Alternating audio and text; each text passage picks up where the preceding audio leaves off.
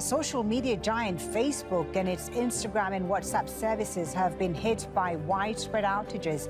Facebook says it's aware some people are having trouble accessing the platforms, but hasn't said what's behind the problem. Well, let's speak to Ian Sherr about this. He's the editor-at-large at the consumer tech site CNET, and he's joining us from Maryland in the U.S. Very good to have you with us. Tell us about what this all is about. I mean, Facebook says some users, but this looks like a global outage. How widespread is it? Well, it's hard to tell. I will say that when we're talking about Facebook, more than half the world's online population is using it every month. So, you know, a few users can be a lot of users. But this is a significant look. These outages happen from time to time. Right. Sometimes they are the result of bad behavior, hacks or something. Other times it's someone who pushed the wrong button.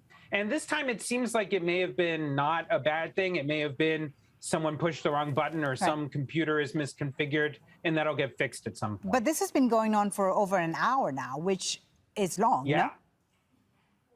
It is long. And look, these things tend to be unusual because Facebook in particular really prides itself on working really well. You know, over the last, I'd say 5-10 years, we've seen Google, Apple, Facebook, Amazon, all of them have been relatively stable. Before that, it was pretty normal for the internet to kind of go in and out and some websites not to work.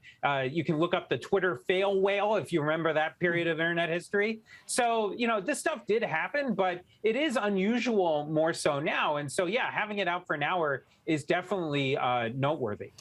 And this is coming in a day after a whistleblower revealed that the company Facebook prioritized profit over public good. And we know that political pressure has been building on the company. We're not speculating, of course, here whether there's a link between that and what's happening today.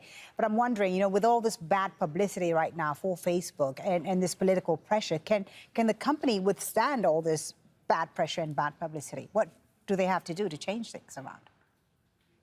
Yeah, I mean, look, I think that they are under really a lot of pressure from all over the place, right? Not just their critics and people like me in Silicon Valley, but also you've got the regulators in Washington, all over the world.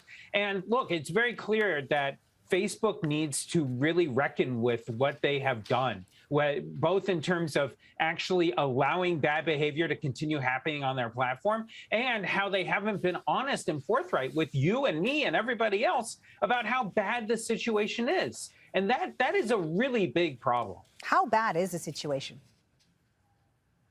I mean, it's very clear that that harassment and the spread of disinformation, undermining democracy, all of these things have been happening on a wider scale than Facebook has told us about. We don't have access to any data that actually tells us. All we have are little slivers of information. Right. So it is a big, big problem. And the company has shown internally that they know that.